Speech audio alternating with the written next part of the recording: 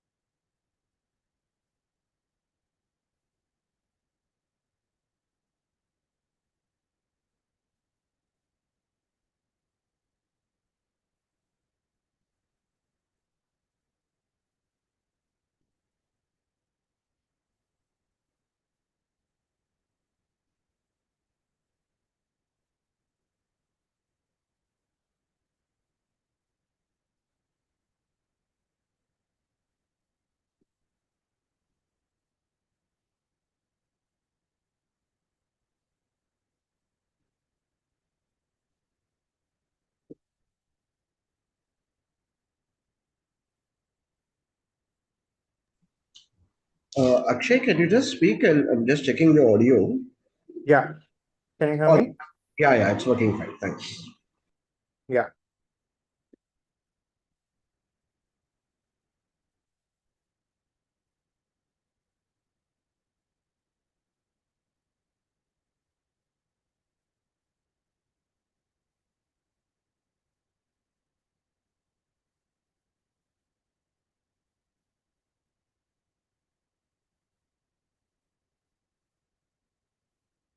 So just a couple of minutes, we'll get started very soon. To all of you who have joined, again, a very warm welcome.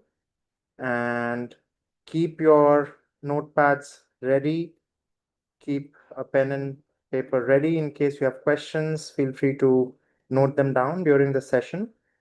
Professor Lurion, who's our speaker for today, will be joining us very soon. So, in fact, he's here, I think now. Yes, Professor Lurion has Yes, yes, hi. Hi, Hi, Professor. Akshay, how are you? I'm good. How are you?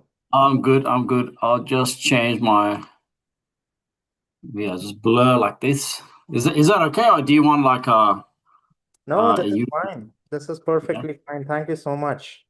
keep it more real rather than putting some? No, no, I could put macro uni at the background, but whichever background you prefer. This is fine. This looks good though. okay, cool. Great. So thank you so much, first of all, for doing this for us. Professor Lurion has just joined. He's joining us live from Sydney, and I understand it's late in the evening, in fact, almost night time, dinner time for him. So we are very No, grateful. past dinner. We're past dinner. Okay. No, we are very grateful to Professor Lurion. He's been a big champion. He's a big supporter of Crew and the work we do. He has been a lecturer on the platform before for a very popular project called Building a FinTech Startup. Some of you might have seen that project on our website. Some of you might have even done that project earlier. So that was a very popular project, and Professor came on to deliver a talk on trends in the fintech space, what kind of fintech startup students can start thinking about. And what I always enjoy when I speak with him is he's also very focused on the SDGs, the Sustainable Development Goals. So finance, but from a sustainability perspective. So that's something that I really enjoy discussing with him. So briefly, let me introduce Professor Lurion to all of you. Many of you might have seen him before, as I said. He's a passionate finance academic and economist with 25 plus years of experience. He comes with a lot of experience in higher education leadership.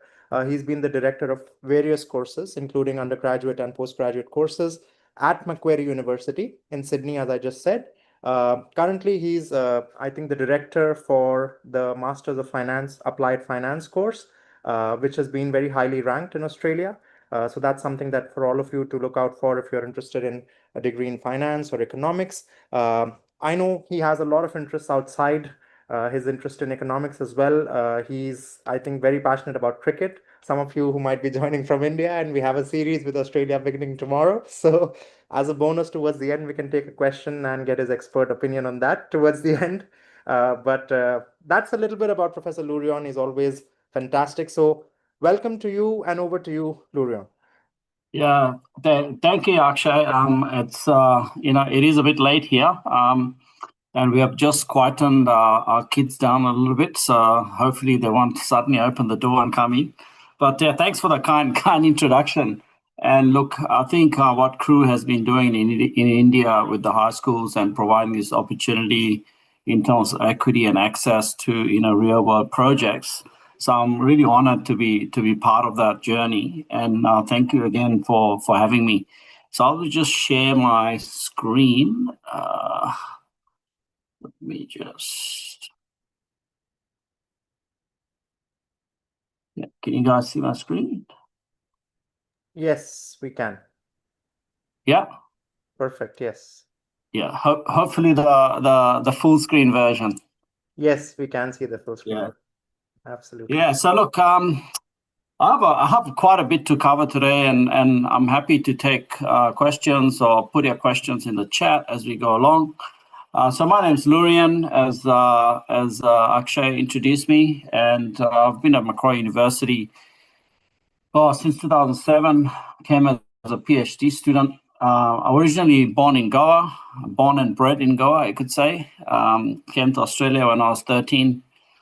and did my high school, finished my high school here, did my university, did an economics and marketing degree in the undergraduate space. Actually had no idea what I wanted to study.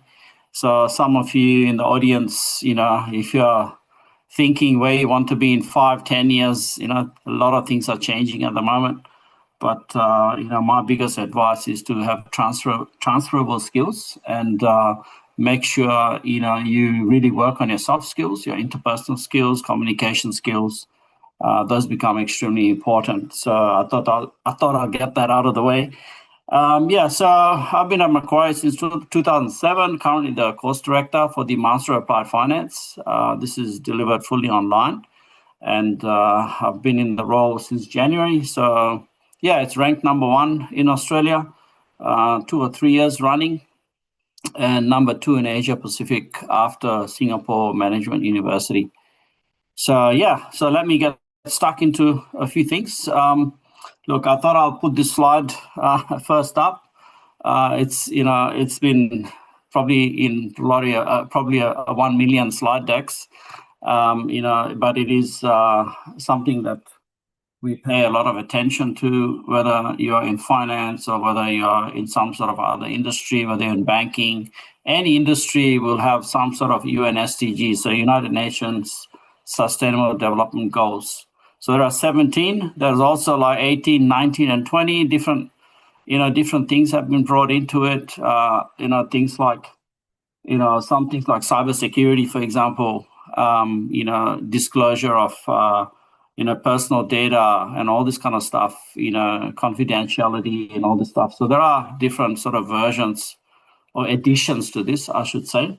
So I will come back to this UN SDGs a bit later, but I think it's important. I know most of the time we focus on climate change, but there's also many other UN SDGs that are extremely important. And for me, given my background is in energy economics, energy finance, sustainability, one thing that I kind of really focus on is on energy poverty, which I put kind of a bit higher because I feel that, everyone should have access to electricity, everyone should have access to clean water. And if a country is unable to, provide it from completely 100% renewable resources, there should be a right mix and a right balance between fossil fuels and sort of renewables. Okay, so look, the focus of this topic, I haven't really got into it yet, but I thought I'll leave that a bit later on. But I just want to give a bit of background, a bit of context. We consume electricity sometimes without realizing, exactly if you're using it in a most efficient way possible. But India's electricity demand, is expected to grow like quite a bit. I think it's around 6 to 6.5% annually, all the way to 2030. And I guess this has been reported by a group called ICRA, which is a credit rating agency. So I thought I'll kind of quote those figures, which is owned by Moody's. So the country is expanding, India is expanding. So as soon as you expand, you're hoping that the standard of living will also improve. As I said, access to electricity is getting, making more inroads into India. So that means there's going to be a huge demand in the future. So with that, we need to focus on supply. Where is the electricity going to come from? India mostly produces electricity from thermal coal. So, I could go into a bit about coal, but coal is used, comes in all different forms: brown coal, black coal, thermal coal, metallurgical coal. So metallurgical coal is one that is used to produce steel. So you burn coal with iron ore, and then you can make steel out of it. And if you want to have this renewable journey, you want to, build those wind turbines or build those solar farms, right? We need access to minerals, and to access those minerals, we need cheap and affordable energy. And in terms of coal, so coal is still the leading sort of fossil fuel in terms of electricity generation, and also in terms of steel production. So to build that infrastructure, we would need to rely on fossil fuels for many years to come. So there's a lot, all of this, what I'm talking about is on the supply side of the economy. Yeah, so what's contributing, to this increase in demand for electricity? And probably the biggest contributor is extreme summer heat, right? You would have experienced it in northern parts of India, also in the central part of India, pretty much everywhere in India except really probably the far northeast. You would have really hot summers.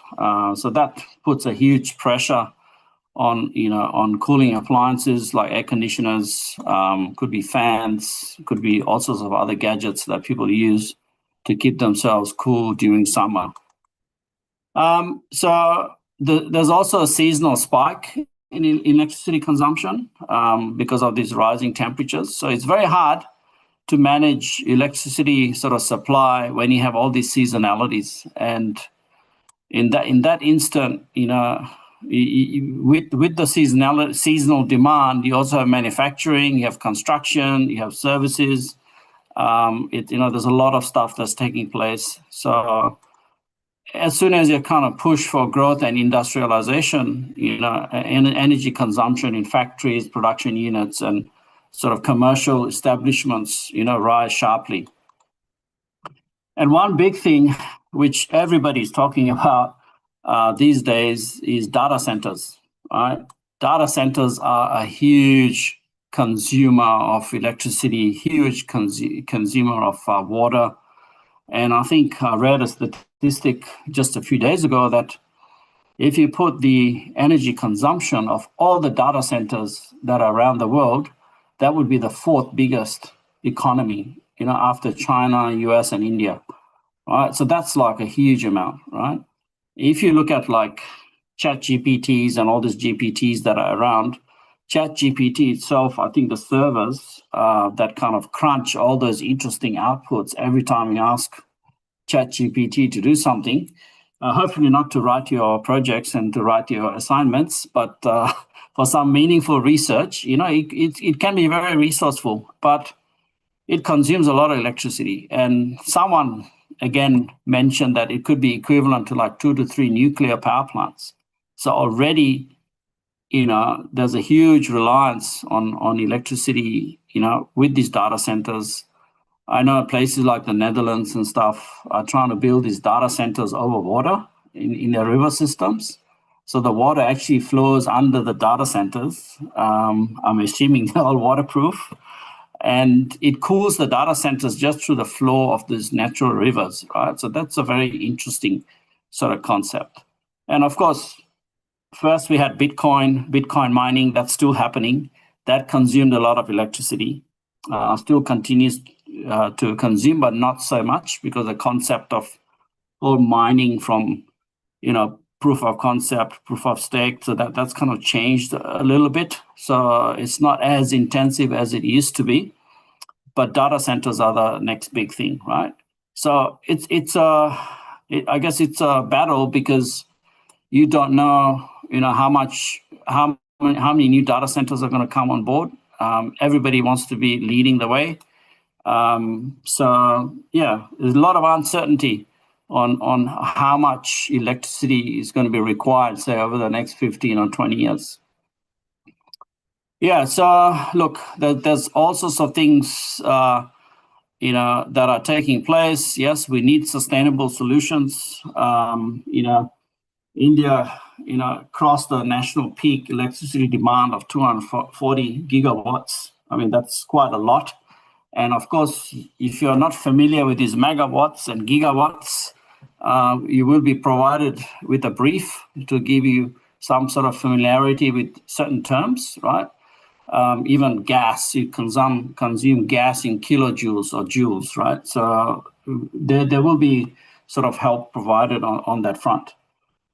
So some statistics, look, 2025, Delhi and Uttar Pradesh recorded peak demands of 8,442 megawatts and 31,486 megawatts, right? So these are huge in terms of numbers, and we have to ensure that that India does not sacrifice its energy needs through power cuts and blackouts and all this kind of stuff. So we need to ensure that you have a stable sort of electricity supply going into the future.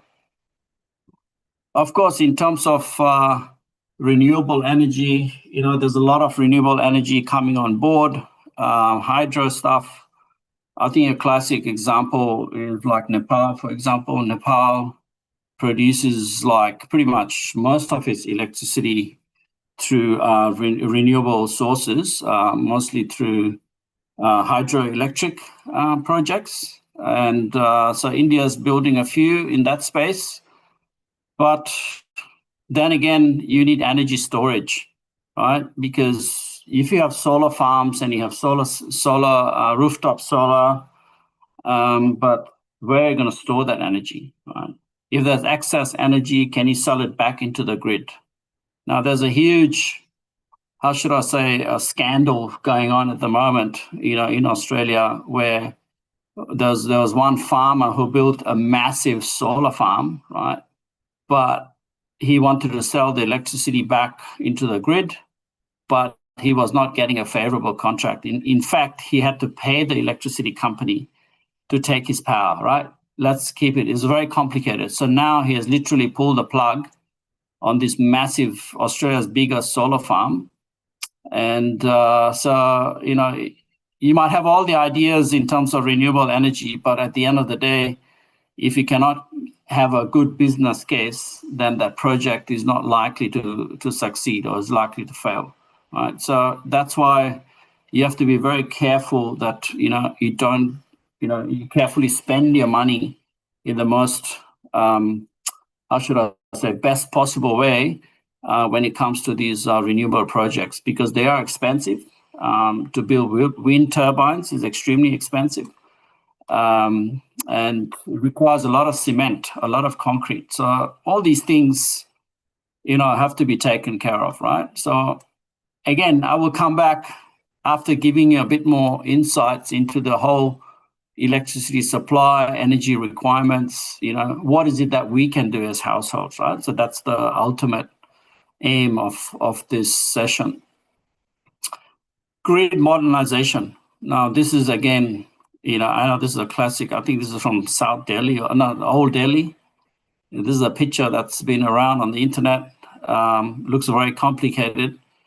In Sydney itself, we have poles and wires everywhere, right? Whereas if you go to Perth in Western Australia, all the electrical wiring, everything is underground, right? So, grid technologies is something, maintenance is another area, right? Because you can lose a lot of electricity due to an inefficient grid, right? So before it even comes to your household, there's a huge loss of electricity. So this is something that has to be modernized as well, to have the right skilled workforce with the engineers,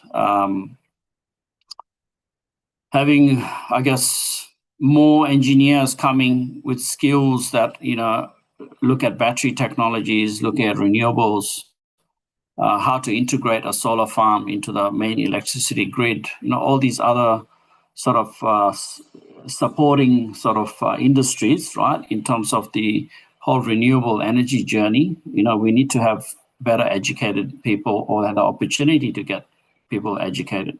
And of course, data, right? Big data, right? Data analytics, real-time data.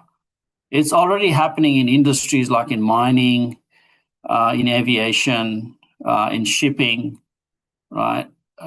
Where people are analyzing data and getting insights into the data to make, better decisions. So predictive analytics, as we call it, right? You want to predict. It's not like forecasting, but it's more like actually predicting in anticipation. We're pretty much 80 to 90% sure that an event is likely to occur, right? Because you have the history, you've really done a deep dive into the data, and it can give you such intelligent insights that it's going to make your process a lot more efficient, right? So it is happening in the electricity sector, not just customer data, consumption data, but on the generation side of electricity as well. So a lot of things, a lot of challenges that we need to solve, right? And you guys as the next generation, of thought leaders, engineers, economists, scientists, teachers, you need to put this sustainability hat on, and you need to kind of think, because energy is the lifeline of an economy, right? Without electricity, without reliable electricity, our hospitals will go down. Communications will go down, the whole banking sector would go down.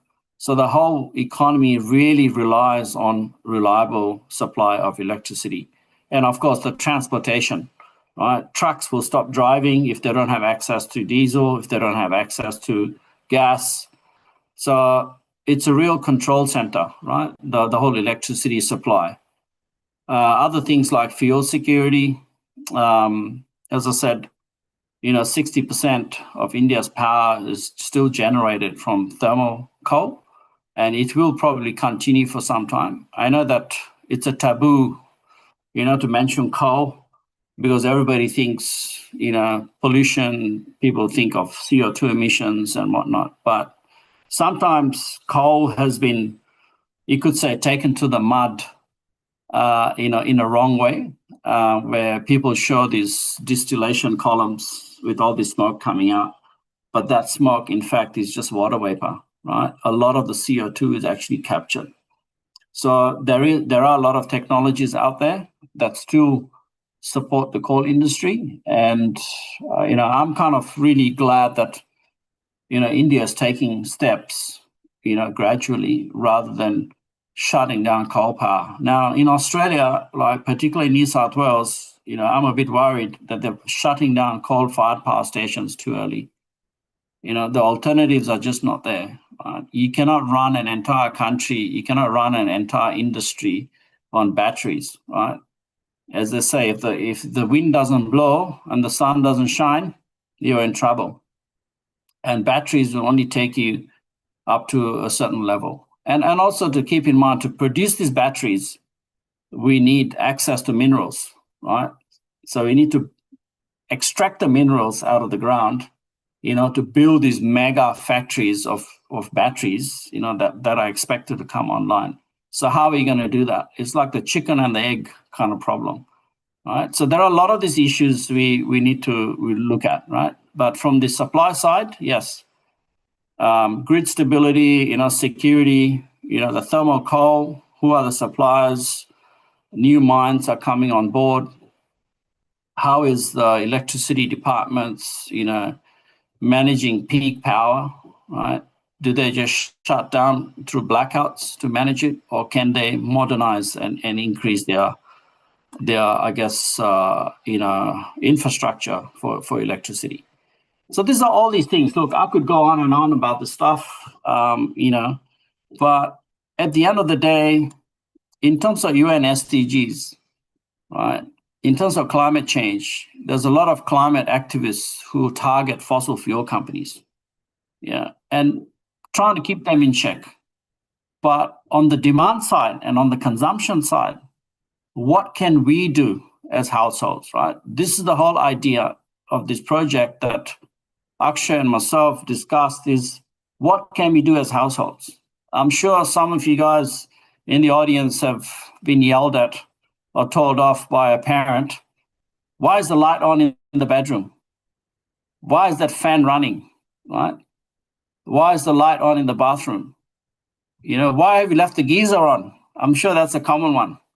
Yeah, someone's left the geyser on till the whole overnight, forgot to turn it off. So there's all these things that if you're really aware of what we consume, I think this is where we could make a difference as a household, right? So yeah, I managed to find a couple of images. I was trying to find an appropriate image that was kind of describe what we're trying to achieve here, right? So all this stuff on the supply side, what can individuals do? Right? Because at the end of the day, your parents or anyone who pays the bills, right? They don't want a bill surprise. How come our bills gone up suddenly, compared to last year? But hang on a minute, I vaguely remember. There's no recorded data. Whatever was filed in the, the printed bill, the file is lost. Right? You can't really track and monitor your consumption.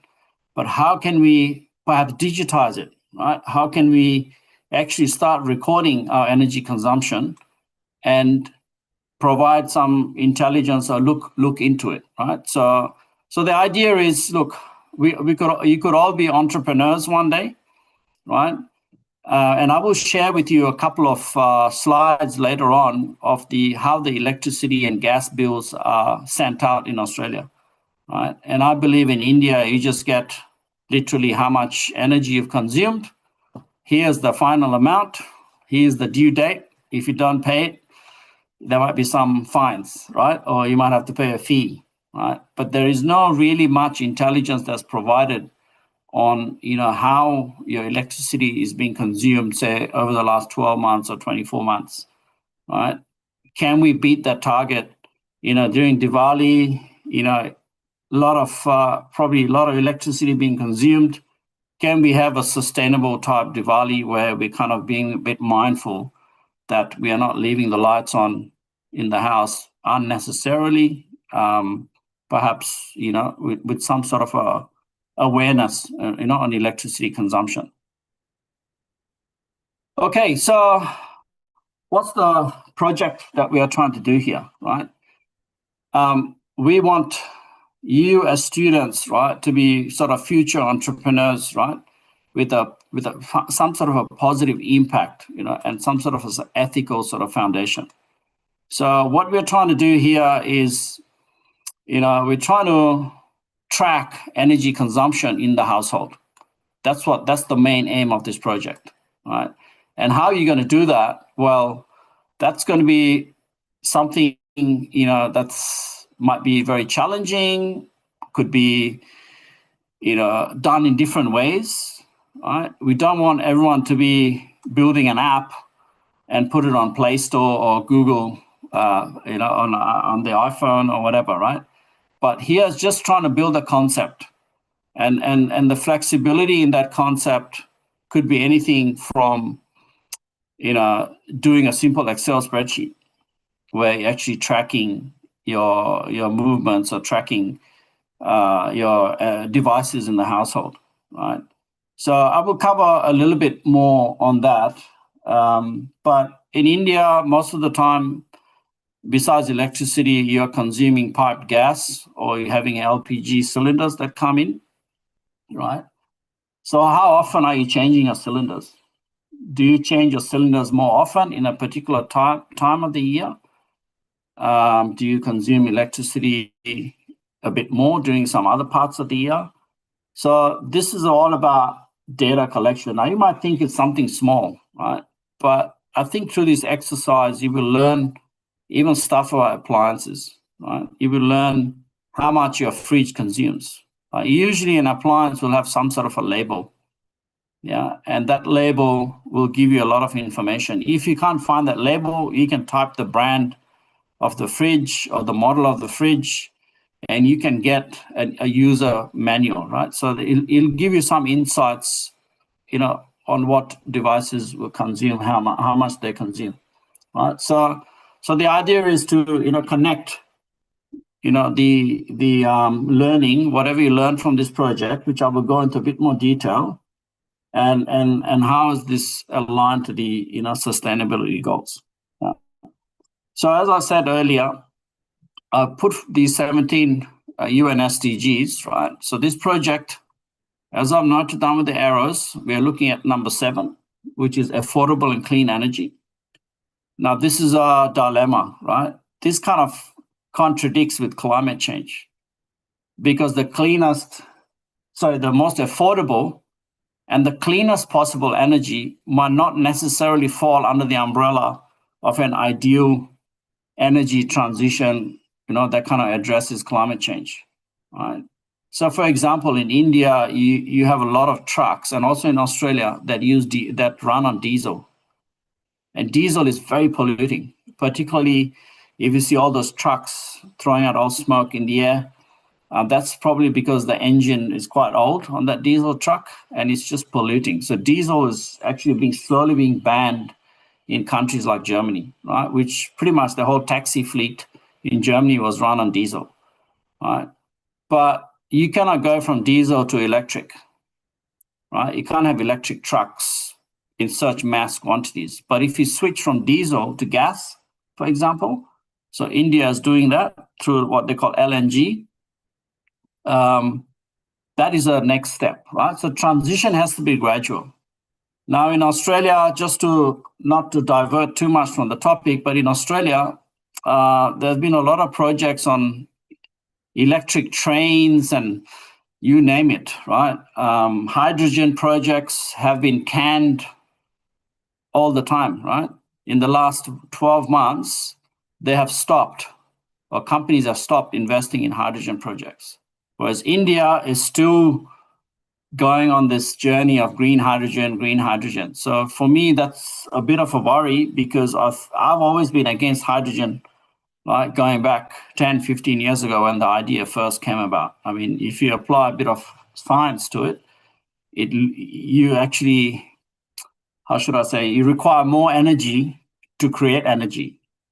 So logically, it does not make sense. Yeah, but this hydrogen idea has been paraded in the media, has been paraded everywhere because people think that hydrogen is like H2O split up, water split up. There's no emissions, zero emissions coming out, right? But the actual production process of making hydrogen is very energy intensive. So these are kind of things we need to be aware in just, sort of a broader terms, in terms of sustainability and energy, that we don't go down the wrong path and we don't try to transition into something that is not realistically possible. Right? That's why, this whole India net zero target is 2070. A lot of countries, believe me, will not meet their net zero targets. So this is, probably more relevant for another topic, but just keep that in mind, that every time you see net zero, or you think this is renewable energy, don't fall for it, because sometimes it's the carbon footprint from the start till the end. If the carbon footprint is really high, then overall, it's not really net zero. So you gotta be, thinking about that.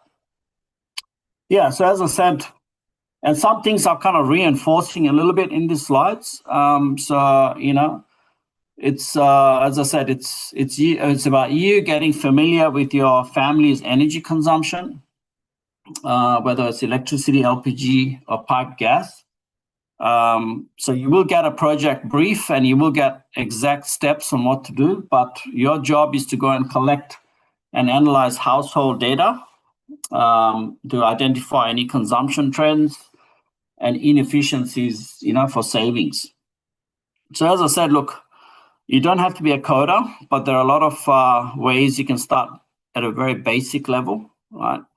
When we talk about data analytics or business analytics or big data, or if you're a data scientist, or if you're talking about, AI, machine learning, and all these other terms, right? Everything starts with the basic statistics process, right? So that is, just analyzing data at a very basic level that already starts that whole machine learning sort of process. So you don't have to be so sophisticated. You can start very simple.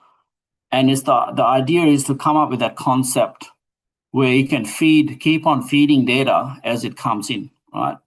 And sadly, if it comes in paper form, then that's all you can do, right? You feed the data and you keep building this database. So there are Google Sheets, Excel, Zoho. You can create dashboards. Data visualization skills, I think, are extremely important. So later on, I'm not sure if you have access to like Power BI or Tableau and all these other, sort of paid softwares, but there are also a lot of free versions as well, because most people in the industry, most practitioners want to see a graph or a chart, right?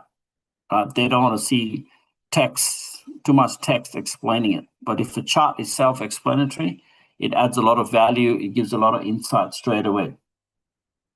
So we're trying to enhance your skills, right, in data analysis.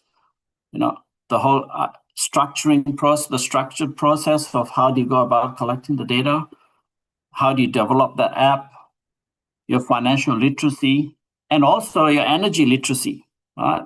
You might have never given much thought to how energy is consumed, how it's produced.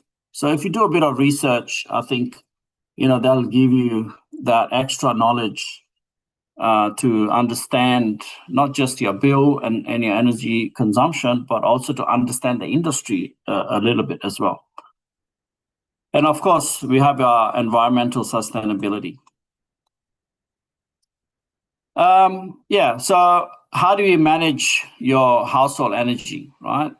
So if you suddenly notice, as we said, hang on a minute, I'm sure we away, for 2 or 3 weeks over the last 3 months, and our electricity bill is almost the same. I don't know. I'm just creating a scenario here, right? So sometimes something might have been left on, right, unexpectedly, and that might have increased your bill cost. All it takes is a light.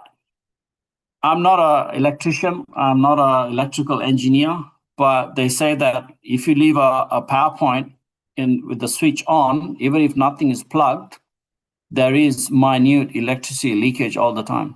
Right? So it's very important for all power points in the household to be switched off when they're not being used. Yeah. TV is going to standby mode, right? So you might have gone on a holiday and the TV was in standby mode, or somebody's PlayStation or Xbox was in standby mode, right? While you were away on holidays for 2 months or 3 months, all these things start consuming. Yeah. If you have a gas hot water system that has a pilot light, right? And that pilot light is on all the time and you're going away for 2 months, maybe it's better to shut it down. Yeah. So you've literally not been in the house and suddenly you realize that, hang on, I'm consuming electricity. I'm consuming gas. Where is this coming from? Right. So sometimes it's good to be observant. You could turn your Wi-Fi off if you're going on a holiday, right? Instead of leaving the box on the whole time, maybe you're better off to switch it off. It could prevent other things like someone getting into your network. Who knows, right? So certain things we can change. So behavioral, for me, like another area of research is behavioral finance, right? So if you can make behavioral changes into the household, not only will you feel good about yourself, you will also save money, and that's the whole thing, right? And also you learn about data analytics, as I said. How can you track real-time information? You're driving the solution as a student, as a family member, and this small step, I think, will help you to build those analytic skills. Now, there might be some in the audience who are whiz in maths and stats and experts in Excel, right? But there would be others who might kind of struggle with that. They are more visual. They are more drawers, right? So you could actually draw a little sketch, right, of what the app could look like, the concept, and that could be a great contribution, right? What sort of data are you capturing? All right. So you might have a ceiling fan on the roof that's running 24/7, right? How much energy is that ceiling fan consuming? Or you might have a split system air conditioning system. How much is that consuming per hour, right? Are you keeping a track every time it's turned on and off? Could you create a logbook for your parents and post it on the fridge somewhere and says, okay, every time you turn the aircon on, can you please log it here? Right? So they're doing it for you. You're doing it together as a family. And then you can collect that piece of information and put it in the computer or put it in some sort of a spreadsheet, right? So these are just some ideas where you could not just do it on your own, but actually get the entire sort of family sort of involved. So look, you're also learning concepts like, opportunity cost. It's probably one of the biggest theoretical contribution in economics, right? What is the opportunity cost if I make decision A versus decision B, right? So, for example, in Australia, we have peak energy consumption and off-peak. So you could turn your dishwasher, or if you have a washing machine, you could wash the clothes after 10 p.m. You'll get charged a lot less. So are there any appliances in your household where you could defer the consumption rather than you using it at peak times? All right? Could you run something overnight? Charging a phone, charging a battery pack, all right? Instead of having it charged and plugged in the entire day. I mean, how many of you guys would have plugged the mobile phone and left it there overnight, right? When the phone only takes 2 hours to charge, right? So not only are you, the modern phones will cut it off once it's fully charged. It's like an automatic cutoff, but there could be some phones that still, keep putting charge through to the battery. It reduces the battery life because you're overcharging it, maybe. So these are little things that, do you need to have 100% battery? Can you just go up to 80%? Could you pass that information? Do some research and see if you have a particular type of phone, how long do you need to charge it? Do you need to charge it for 3-4 hours, or can you just charge it for a couple of hours? Right? So these are all these things we're trying to look at. Yeah. So try and create a logbook. Get your family involved. And one of the deliverables is that you need to write a report. There's no point just doing an app and say, here it is. You got to explain it, how you went about, the idea from idea to creation, how you went about it, and what's the purpose of that app. If you need to do anything specific, if you're using a low-code sort of app, do you need to activate certain buttons, or do you need to explain certain technicalities? If you want to do that, that could be part in the report as well. You could put in an appendix, or you could develop your energy consumption trends and whatnot. Of course, it will take time. If your electricity bills comes quarterly, and you work on this project, 6 months, 1 year. It's an endless project, I think. This is going to be like, you could do it for the next 10 years, right? And it'll be quite interesting, I think. Okay, so I would just skip through a few things. So as I said, different types of approaches. Now, as a university academic, we are asked to follow what they call universal assessment design principles, right? Even when we give an exam, we have to give a bit of extra time for students with any diversity issues or with any medical issues or learning difficulties, even multimodal submissions. So I'm really glad, Akshay, that you've provided this option where you could just do a simple dashboard. You could do a little mock-up. Canva, Australian product, right, is a great tool. A lot of free stuff on the free version of Canva. Google Sheets, these are kind of the things that people use as collaborative tools and became really popular after the pandemic. And I think Google Sheets wouldn't have accelerated its adoption if it wasn't for lockdowns and whatnot, right? So Google Classroom is something that's used quite a bit over here. You can use AI. I get my students to use ChatGPT in class rather than fighting it. I actually get them to make it useful. And those 2 images that I actually got them from ChatGPT. I said, create me an illustration, because when you search for ChatGPT, it all gives you Caucasian results, right? So I said, give me an illustration of an Indian family receiving an electricity bill and they're in shock. And I was lucky enough to have those air conditioners and stuff in the background. And this is something I didn't even know that ChatGPT could do this till 3 or 4 months ago. And so these are all these things that you could do. So the idea is to empower you as a student. You are going to be the change agent, right? By applying data insights, not just into your families, but into your communities. If you live in a building block, you can just, go in there and I think, yeah, Akshay? Yes. No, a lot of students, I think, have questions and they're. Oh, yeah. Look, I'll quickly run through. Yes. Yeah, I know. Look, I always have lots to say, but I'll quickly go through it, literally whiz through this, and you can share these slides.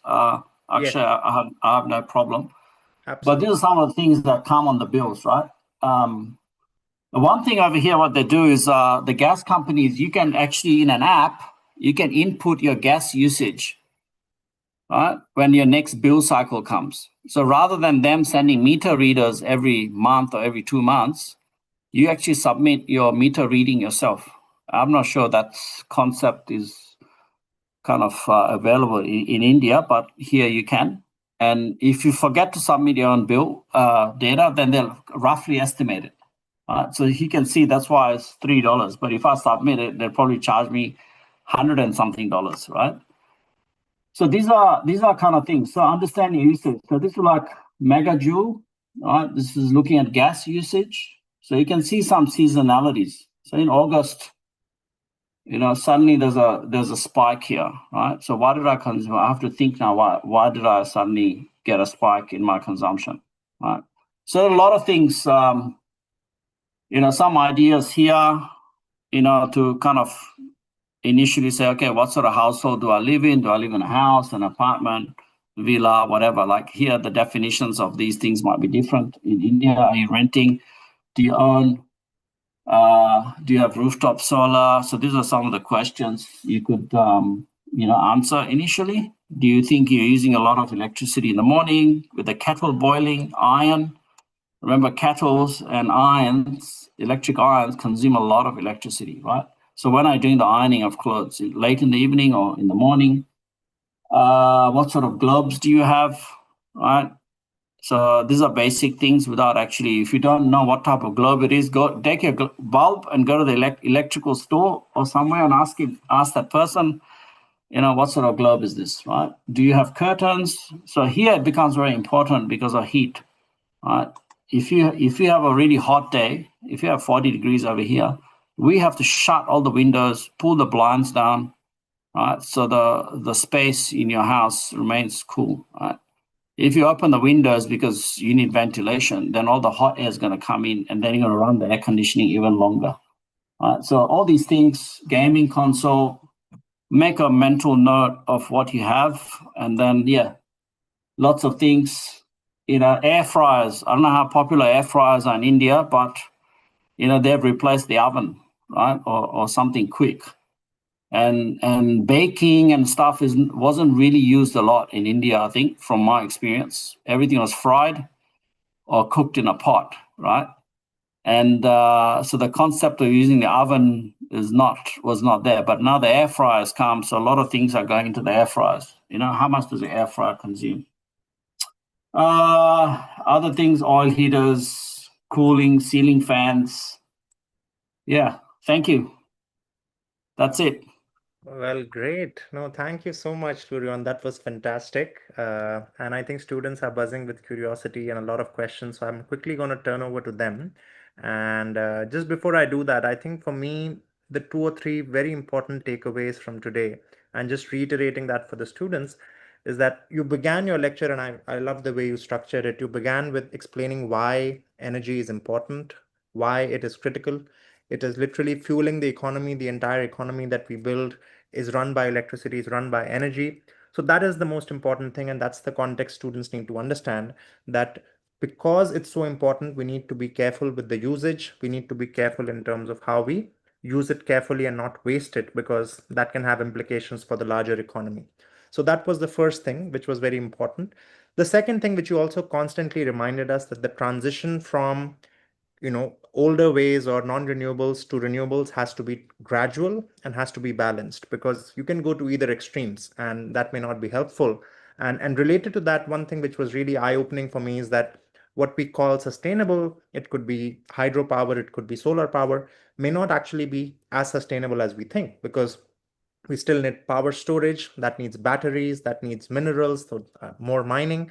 Or it could be the example of hydrogen that you talked about. It's being used in India a lot of conversations around hydrogen energy. But again, I would invite students to do their own research. So that is something that students need to be careful and mindful of, that what is always marketed as sustainable may not be. And the final and the most important thing for me, and we'll get into this in the Q&A, was how do we as individuals and households, and that's the project, make sure we make our own individual efforts, right? And there you mentioned something about behavioral change. And in fact, maybe we'll begin with that. And that's the first question that I want to ask you, because it's a field of economics and it's probably interesting for students to know as well, that if they want to nudge people or nudge within their own household, other members of the family, to be more careful with the energy usage, what kind of behavioral insights can we use? Or there's an entire field dedicated to this called behavioral economics. So what do we do as individuals to make sure that we build the systems in place to incentivize individuals, as we say, as economists? So maybe begin there, and then I'll go through the long list of questions that students have. Yeah. Yes. Look, I mean, I think the basic thing in the household for energy consumption is providing kids incentives. And of course, don't blame, I mean, it's not all the kids, but the adults also, could be penalized if the kids catch an adult, who has left a light on, and they could prove it that they were the last person there in that particular room. There could be a penalty. Right? So the kids could win-win, right? So it could be a fun game or a fun exercise where, you're just providing. It doesn't have to be something of monetary value or, or something else. Could be an allowance, could be an extra half an hour playtime with their friend, or, half an hour extra of TV, right? That kind of stuff. So just, I think through incentives, that's probably the best way to nudge people. And look, another thing that Australia is doing is electricity companies are actually giving you free electricity for 1 hour during the day, right? And say from 12 to 1 in the afternoon, on the weekends, you get free electricity. So this is where, or it could be from 3 to 4. So if you had a very hot day and you have like ducted air conditioning, you can cool the place down for like an hour and then turn the air conditioning off, ensuring that if it's still 35 degrees at 5 o'clock in the evening, that the hot air doesn't get in, but you actually cool the place down, right? So these are kind of things that not just the households, but electricity suppliers are doing over here as well to encourage the most efficient use. Yeah. Absolutely. No, I think I really love that. And for students who are interested, read up about behavioral economics, read up about incentives. It's one of the most important concepts in economics. So you can design a fun game, as Professor said, that, and you combine it with a logbook that you keep on the refrigerator. You can have some prizes for people who made sure that they use the least amount of energy in the household. So think about these systems that you can build, and you can integrate those with your dashboard and your app. I think related to that, some students were asking in terms of data analysis, right? You talked about data science, data analysis, and some of these are still students in school, so they may not be exposed to this. So could you share a little bit around what some basic concepts of statistics look like? And when they do an analysis, it doesn't have to be a regression analysis, right? It can just be simple averages and simple means, median. So these kind of concepts, right? Yeah. Yeah, just basic descriptive statistics, right? Just doing the average, standard deviation, these are the basics of statistics. You could do a plot, like you could get statistical insights by doing an XY plot, on two particular variables. If you look into Excel, there's also things around seasonality as well. You can check if your data has seasonality. So that means, say you have 4 quarters in a year, Right. Is quarter one in 2026 similar to quarter one in 2027, 2028? Or if you can go back in history and you can find your old electricity bills and you can successfully get the last 10 years of data. Some parents love to file their bills and keep them for forever, right? Till one parent comes along and says, why is this still here? And then throws it all out. So if you have parents who love to collect bills and have them in a filing cabinet somewhere, just say, look, do you have access to the old bills? I just want to check our consumption. So if you have historical data, you can do a lot more. And so when you do statistical analysis, you need to have a reasonable sample size, right? So then you have a more sort of, how should I say, in a basic way, more credible and more unbiased. Otherwise, if you have a really small sample of just 1 or 2 years, that might not give you the exact insights you're looking for, because going back another 4 or 5 years, the average could be completely different. You might have upgraded your appliances, not just to bigger and more monstrous type, energy, guzzlers, but to more efficient ones. And a classic example there is the microwave, right? And some people are dead against using the microwave because, they have views that microwaves are not good for you, all that stuff, right? But people have been using microwaves, and microwaves have become very efficient. Televisions have become efficient, right? If you're using the latest LED or OLED or whatever, and you're not using a plasma TV that's consuming a lot of electricity, you might get some insights, because 3 years ago, you might have changed your TV from a high energy consuming TV to a new one. Right. And you guys were all TV addicts in the household, watching TV all the time. But yeah, so I'm just saying, so statistics is all depends on data and how long you have that data. Absolutely. No, I think I really like this tip, and this is a pro tip. If you have parents, even if it's not stored in a file cabinet, I'm sure now India is fairly digitized. I know for myself, if you have the sort of your electricity grid number, you can go online and download like last perhaps even 5-10 years worth of data. Oh, good. So I encourage students to either ask your parents to get old electricity bills and feed in that data, or you can download online using your electricity provider's website, and use that data of 5 years, 10 years to do some meaningful analysis just every month, how the data or the consumption has been over the last 5 years, and that will give you some good insights.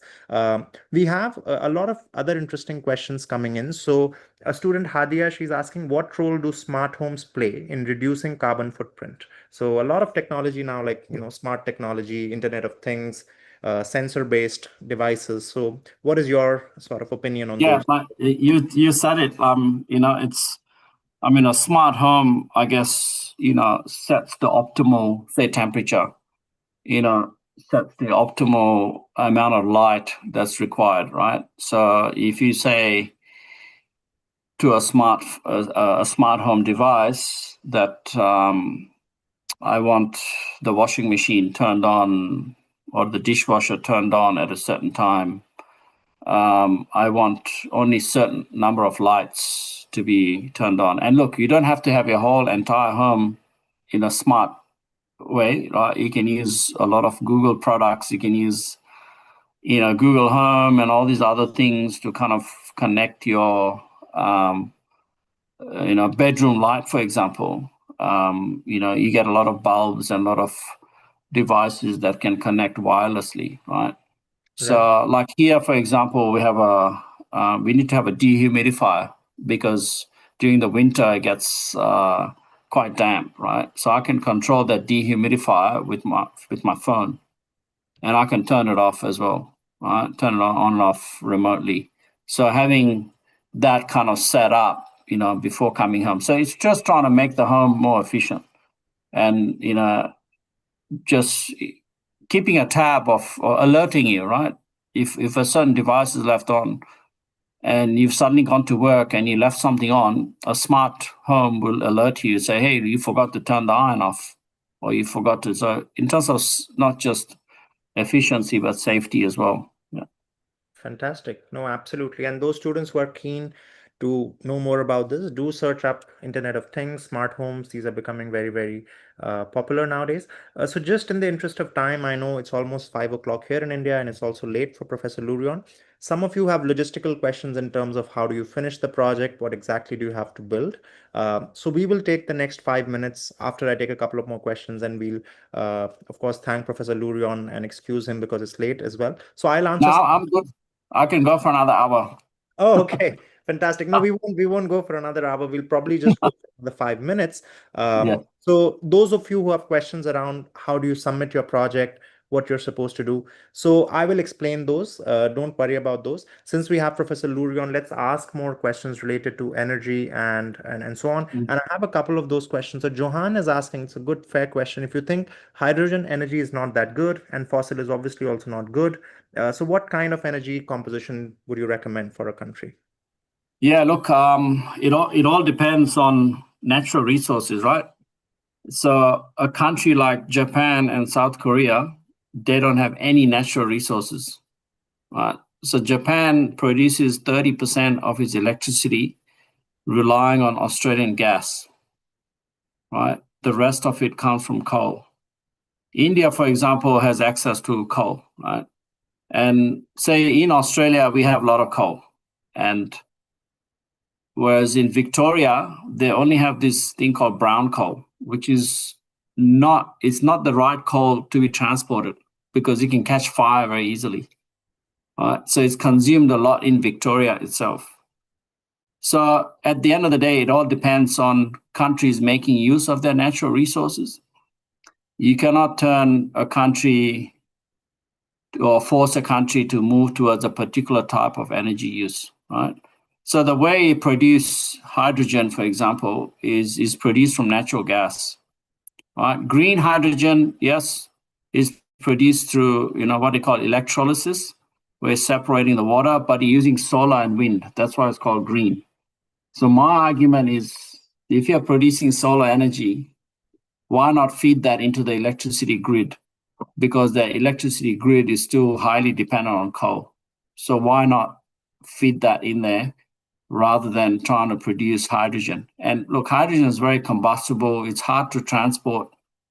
You need specialized ships to be built to transport it. So hydrogen is good if you're producing it and consuming it nearby, because transportation is a problem, right? So right energy mix for me, I think for India, it's like coal and gas would still be very important, and moving away obviously on dependency of coal. But to substitute coal with something else, I think is a challenge. So coal should be substituted with natural gas or LNG, which is just a compressed version of the gas.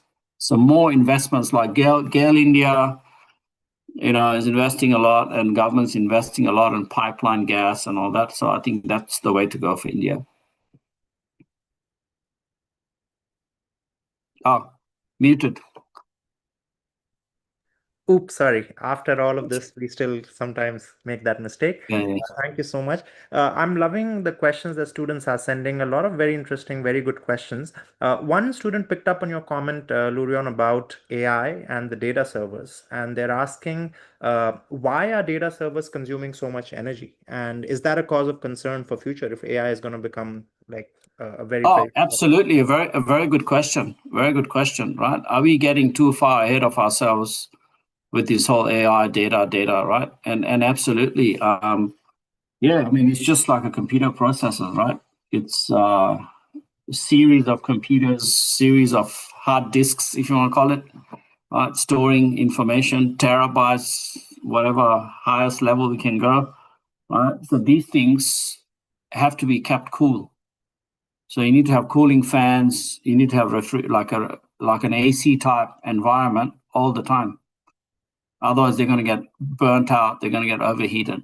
So that's where the electricity, is being consumed. And, everything is in the cloud these days, right? And that's what these big data centers are pretty much providing. So, like, for example, Amazon, AWS, so many others, right? Microsoft has their own, everybody has their own, Google has their own cloud services. Everything is being like centralized.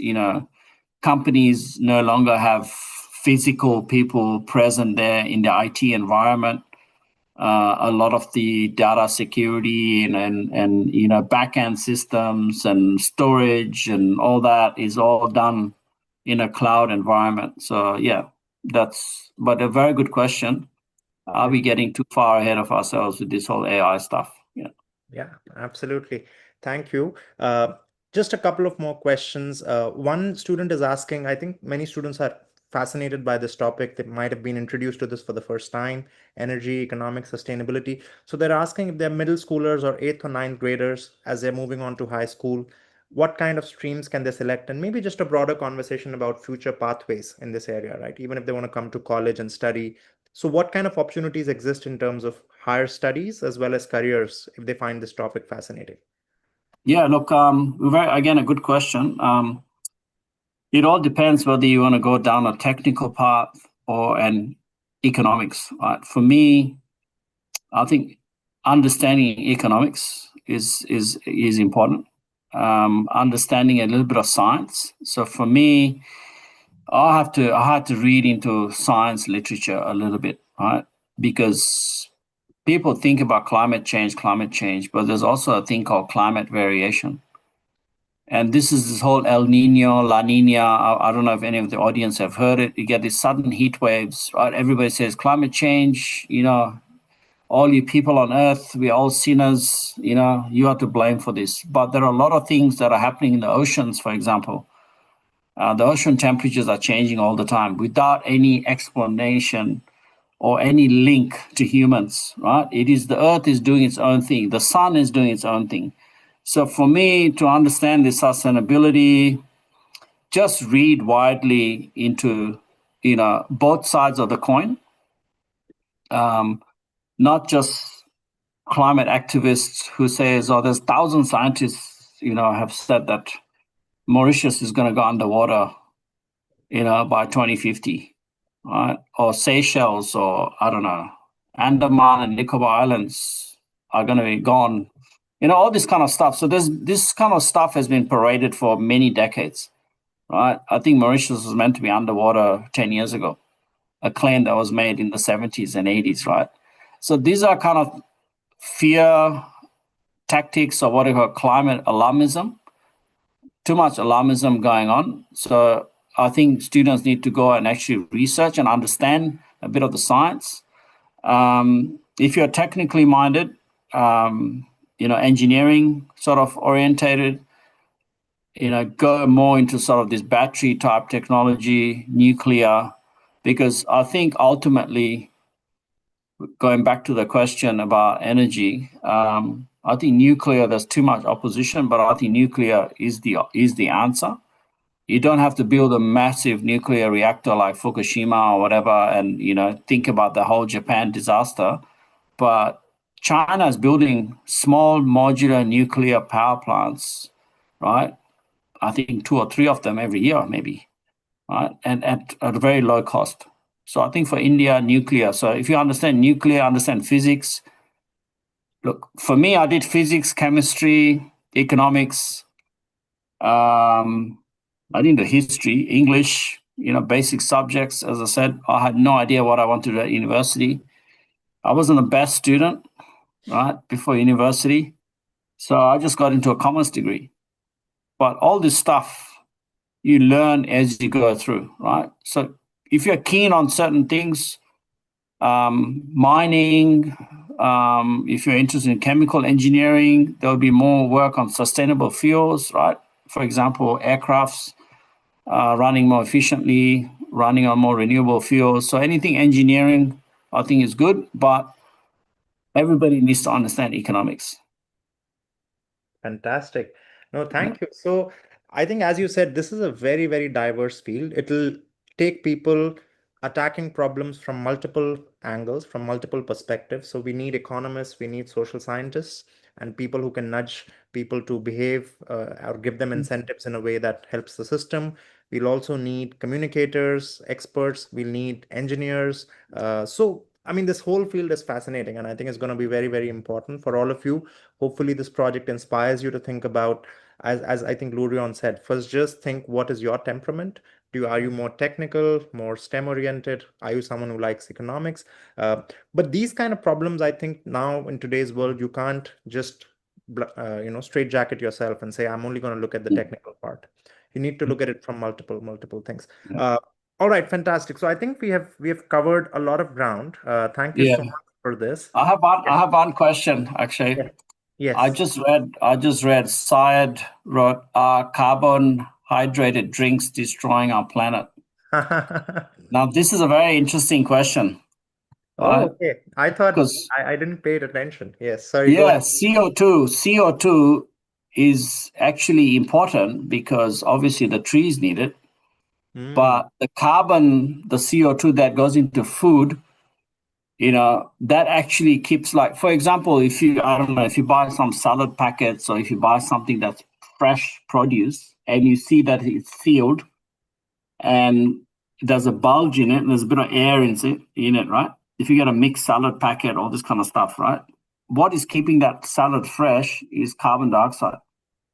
Right? So if students want to look at the history, in the UK, there was a shortage of food grade carbon dioxide, right, to keep all this packaged food fresh because the UK had problems with natural gas.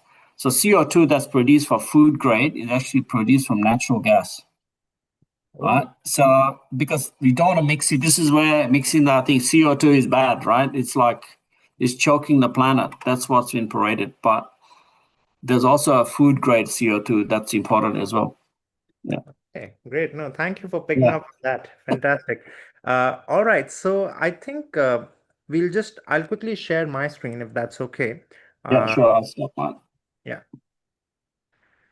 And I want to just showcase to all of you what the platform looks like. This is just going to take 2 minutes. I think going back to some of the logistics around, many of you are asking what you're supposed to do in the project. So first of all, don't worry, right? The platform is here. Once you'll receive your username and password, you go to getcrew.com. You log in from the top right, and this is a sample profile that one of our team members has.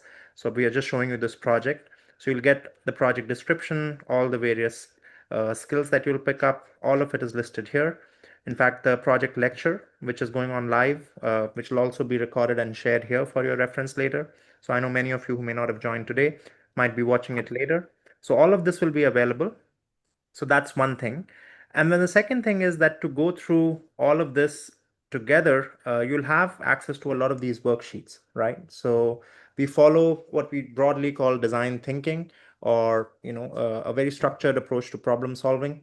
So the first step when you understand this problem is, of course, doing more research. So this entire worksheet is dedicated to helping you understand what kind of data you want to collect, where do you get that data from, what kind of different energy is being consumed in the house, what is the cost of that kind of energy, what are the different appliances. So these are things which Professor talked about today, but you will have a lot of support through the worksheets to take them up in a structured manner. So don't think after today you'll be left to your own devices, you'll have to figure out everything on your own. Every week there is a plan for you. So when you go onto the platform, you have to follow your weekly plan, that this week I'm just researching to understand this better. Next week you'll have ideation. So you'll actually come up with defining the problem. What exactly are you trying to solve for? How do you sort of look at the various challenges that you face, and think about your dashboard or the app and what will be the purpose of that app, right? So all of this will be structured. Plus every week you'll also have interaction with your project guides, and you can see the schedule here. So starting today, you'll have access to these project guide sessions, and we invite you to be very active with those guide sessions, because those will be helpful when you have more minute doubts or certain questions that you want to ask. And then finally, in week 3, you'll get to design your app. So many of you have questions around how do we do that. So there's an entire worksheet dedicated to that. Think about the various features. You don't have to be the most sophisticated coder, right? And Professor also spoke about this. Even if you're simple, just sketching with a pen and paper, what your app will look like, what the various screens will look like, that's what we call a wireframe, right? And the best designers can do that just with a pen and paper. And then you can always use AI today. We mentioned some of the tools that you can use, Figma and Visily and so on and so forth. Glide apps, which can help you just with a simple paper and pen sort of sketch, build out an actual app, right? So all of these are possibilities. This is just to give you a glimpse of the platform. Once you have your username and password, you'll be able to log on. And today onwards, you will be able to access all of these milestones, right? So thank you so much. I know we are a bit over time, but thank you to everyone who stayed back. Thank you again, Professor Lurion. I know it's late for you, but this has been a lot of fun and always a pleasure interacting with you. Thank you. And thank you for answering all the questions. Students have been very interactive. And Professor has also shared some of his details here on the chat. So if you want to follow him on LinkedIn, feel free to do that. I think he's very, very active there. So if you want to reach out to him, ask him more questions, feel free to do that on LinkedIn as well. Thank you, everyone, and wishing everyone a happy Diwali. I know it's a festive weekend ahead, so have a lot of fun and hopefully with a little bit more awareness around your consumption. Yeah.